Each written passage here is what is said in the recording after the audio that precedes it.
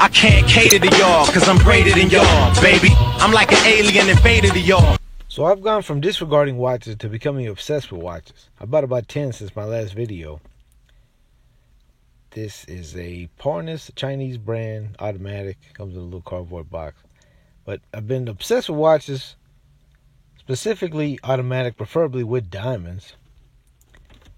Parnis is embossed on the front. So I've been getting the gold flashy kind of watches to match with my sunglasses for dates and events. And now I work 4 jobs. So I kind of need to know what time it is at all times. I need to know the date for paperwork. So I've just been wearing my watches to work. Comes with this little booklet. Shows you how to set the time and date for all the different models. Gross scratch on my thumb from work. I'll get back to work here in a minute. The watch is kind of cheaply bagged, but it's about $70 to $100 watch. So what do you expect? And then it comes with this little yellow tag, which is almost coincidentally identical to what Invicta has. So someone might be getting sued here. Parnis. Anyway, back to work. So I'm wearing my flashier watches to work. And I work in security from basically every level, from director and management, also down to street level. You know, working posts, detaining crackheads and people fighting, people shooting at me. So I got to, run, jump, tackle people, fight, stuff like that. One, I was getting tired of having to take my watch off before I get into anything. And 2, my watch just kept breaking. I had back to this watch, black genuine leather band, which is pretty stiff. I've been putting lotion on it to try to help break it in. That's something I learned from boxing. I used to treat my leather equipment with Vaseline and lotion, so it lasts a little bit longer.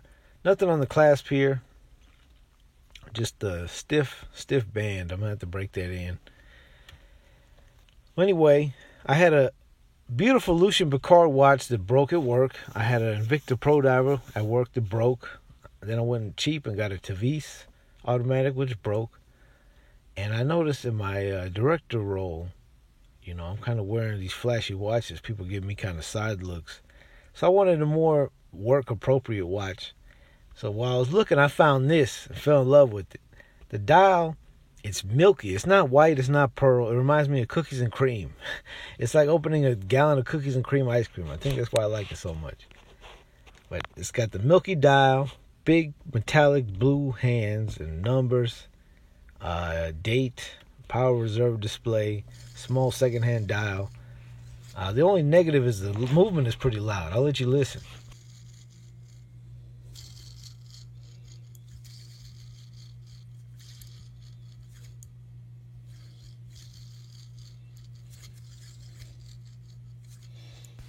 That better smooth out or something, because that's getting annoying quick. Anyway, just to compare it, you see, you got a nice little Movado here. Diamond bezel, diamonds, okay.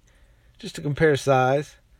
Told you I've been getting into watches. This is a Movado 800 series chronograph.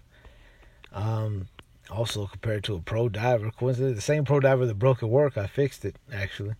The band was all broken, but I fixed the band. Just to show the size, the Invicta Pro Diver there is 40 millimeter diameter case. Looking at the different backs, so you get an idea what they look like. The Movado's quartz.